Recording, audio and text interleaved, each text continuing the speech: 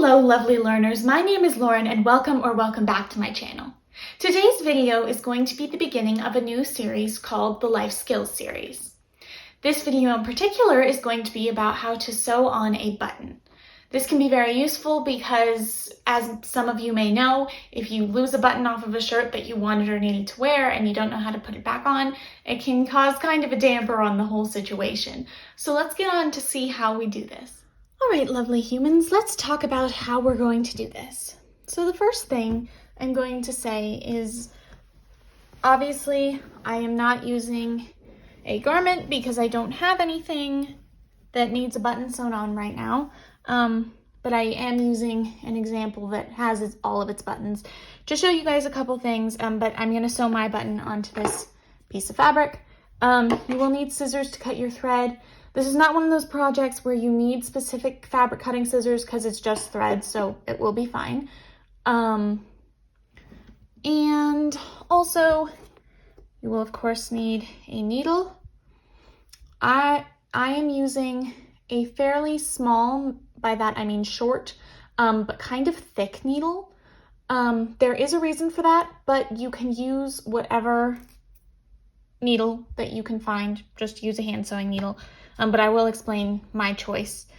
I use a button, of course, whatever button it is that you're putting back on. Mine is a different color because I want you guys to be able to see it.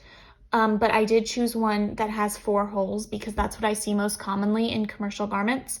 So I think this will be the most useful to show you. And then thread to put it back on. Again, mine does not match my fabric because I want you all to see it on camera. So I'm using black. I'm using Dual Duty. I think it's Coats and Clark or something like that. That's a pretty common brand. The bottom tore off, so I don't know if it's cotton or polyester, but it is all purpose. I would definitely say use cotton or polyester because it is cheaper and more common and will be more likely to match whatever you're sewing it onto. But yeah, all purpose is good. And like I said, this is pretty much like the thread brand that you see. So you could also use quilting thread if you were so inclined, but this is what I'm using.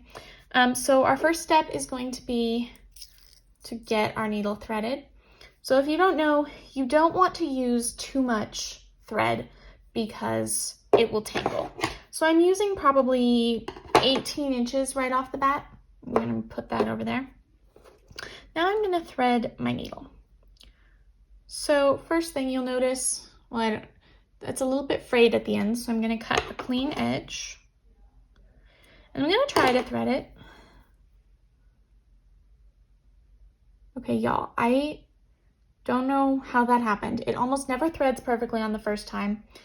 Because as you saw, there can be like that fraying and that stuff. So you may need to like lick the end and then it will more easily go through it. I don't quite know the science behind that, but it does work.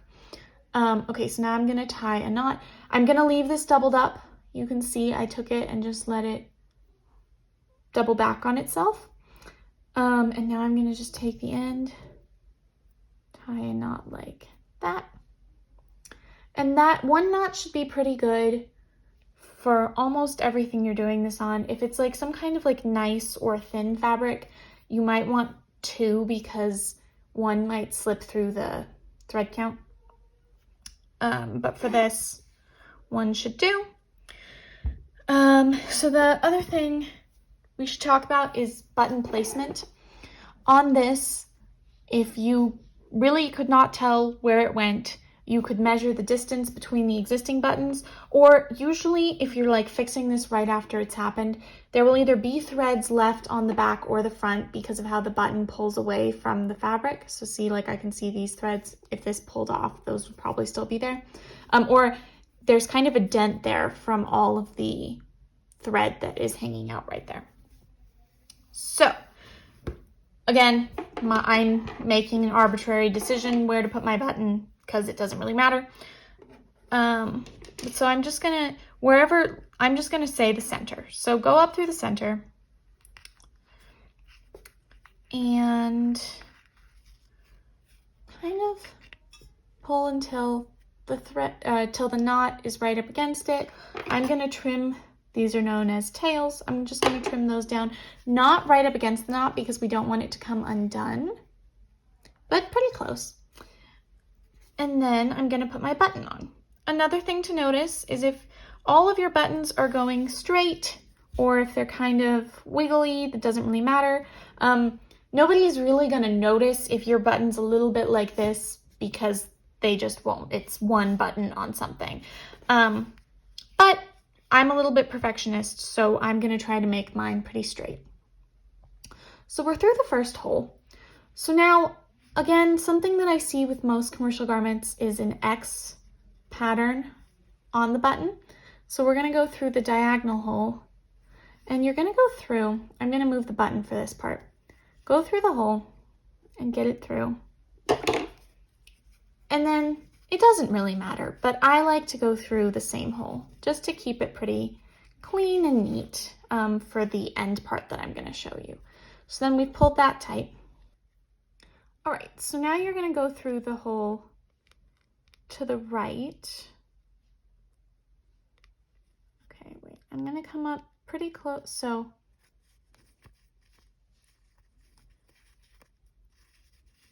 here's where my thread was. So again, not exactly, but I'm going to come up pretty close to it. And then I'm going to go into the right hole. And back down, kind of towards the center. See, I didn't even check right there. It's close enough. Back through, the top right. We're gonna do this 2 more times. Something to keep in mind when you're doing this, you don't want the button to be as tight as it possibly can get against the fabric because you want room to actually button it. So like on this one, you can see there's some wiggle room because when I actually want to button the top, now you all know how buttons work, but see now that fabric is taking up that wiggle room. So you gotta leave room for it to be buttoned. So keep that in mind because we're gonna do this 3 times. Any of these 3 times can be what makes it too tight. So just check. Okay, I've still got some room. Up, through, and up, through. All right, so we did this 3 times. Our button seems to be on there pretty well. Yes? We've got room for it to be buttoned. Seems good to me. So now we are going to come up under the button, right as close to the stitches as we can get them. And now we've got this situation going on. Do not go through any of the holes. So what you're going to do now is you're going to create a base. So we're going to wrap it. 1, 2, 3. And here is why I am using a fat needle. Because now we're going to go through, I don't know if you guys can see, all these layers of thread that are under the button, we're going to go through them. So that way, all that stuff that we just did has been tightened together. And I'm using the fat needle to get through because it can get, if it was a bigger button or I was really worried about it being secure, I might have wrapped it 4 or 5 times. So this is really just securing everything we did. You can see the button still moves, but is pretty secure on there now. Even more than what we already had because it's not coming off of here. So now go back down under the button all the way to the back of what you did. Go through some of the stitching back here once, twice, and then make a loop on the second time. Don't pull it all the way through. Go through that. You've made a knot. Okay, I'm gonna cut this. And there you have it. There's our button. It's not coming off of there. And that's it. So thank you all for watching. Comment down below what other life skills you would like to see me show you guys, and I will see you all next time. Thanks so much for watching, y'all. Bye.